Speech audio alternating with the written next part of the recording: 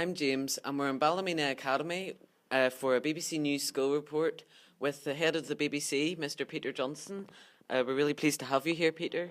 Thank you very much. It's great to be here. Now, we'd like to ask you a few questions about your career and school life at Ballymena Academy. I think our first question comes from Alex. In Ballymena Academy, you were very into sports, being placed first in triple jump in 1984. You also played for the fourth year rugby team. What did sport teach you? Well, I really enjoyed my sport here at Ballymena Academy, and I made great friendships, which I retain to this day, some of the guys I played rugby with. Unfortunately for me, my rugby career, when we got to the final year, our first 15 got to the semi-final of the Schools Cup, but I had a broken ankle, so I didn't get to play any part in it. But I had a challenging time in the athletics because I was lucky enough or unlucky enough to have two of the best ever schools age triple and long jumpers against me from other schools, one from Ballyclare, I think they're both at Ballyclare actually, and one of them went on to compete in the Olympic Games. So I can remember one of my first, in the Ulster Championships, doing the triple jump, I think it was the long jump actually, and seeing this guy nearly jumped out of the pit, and I was practically struggling to make it into the pit, so it taught me as well that, you know, there were some challenges to come as well. So. Your job sounds very, very busy, but what's your favourite part of it? You know, great satisfaction when we do some, you know, very high quality or good programmes that people appreciate. And, you know, sometimes that involves in our journalism, you know, very challenging things where we're, you know, pointing the finger at things that are wrong or things that need to be changed or, you know, things that are uncomfortable for some people in authority or in power. And, you know, our job is to sort of challenge that, to be fair and accurate and to bring those things to light. In your job, how do you influence which programmes are broadcast? One of the things I'm doing at the minute, which you know has been an ambition of mine for a while, is to try and get Sports Personality of the Year to come to Northern Ireland. And we've got the team who are making that coming here in May to do a sort of study on if we got the facilities and the sort of capacity to hold it. It's a very, very big event. Why are you closing BBC Three and moving its broadcasts to online? You've probably seen some of the explanation in the announcement. There's a number of things going on there. Part of it is absolutely about a strategy of recognising that a lot of people of your age group particularly are watching more and more of their programmes either online directly or through iPlayer. We're doing it sooner than you would ideally do, is the truth of the matter, because we still absolutely believe in the linear channels and all the evidence shows they're very strong.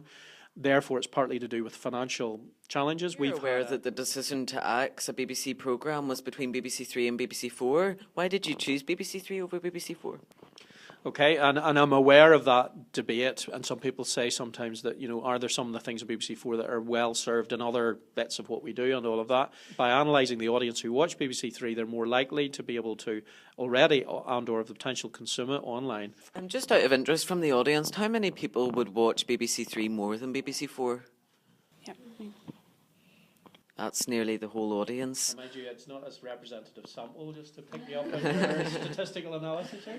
I have an interest in working in the BBC, and I'm sure I speak for a lot of young people when I ask, how do you get into working in the BBC, or where do I start? Lots of different job roles.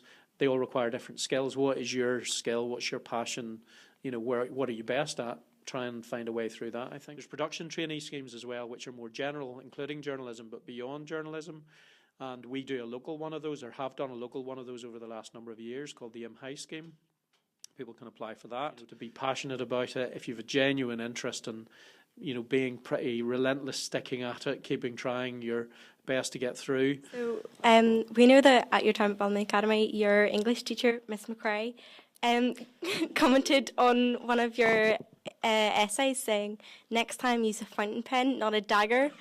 And please write in English, I don't read Braille." So we'd like to know what you would say to her now as head of BBC Northern Ireland. Well, if she was around today, she would say my writing is still atrocious. Anyone, I mean, it is still even a joke in my office, basically, that my handwriting is so bad. It always was. Now, that's one thing I've had to do in this job. It is, by the way, I know a lot of you are doing English. The skill of writing is still vitally important in a lot of the jobs we do. I suppose one thing I would say, I mean, I've always really appreciated the what this school did for me, to be honest. And I was lucky enough or unlucky enough to have a few very eccentric, unique teachers. Miss McRae was definitely one of them. There was another legendary one called Tom Baldy Greenwood, who's well before your time, but was a very legendary Latin teacher in Ballymena Academy. And one of the things I'd say about them, and definitely Miss McRae, was they inspired you as well. So an awful lot of what I find of people who are successful in our business have a genuine passion or inspiration for what it is they are passionate about, whether that be journalism or drama or whatever it is, sport. They are real enthusiasts, and consequently I think engendering that sort of passion, finding that, playing to that, don't be afraid of that, make that a strength. I think there's a pressing question in all of our minds, and could we maybe have a tour of the BBC Northern Ireland office, maybe personally by you? Of course you can, no problem at all. I'd be very happy to set that up. Okay, sounds like you were quite a well-rounded pupil. Thank you for coming. Thank you for coming, Peter. It's been a pleasure having you. This has been a Ballymena Academy BBC News School report, and thank you.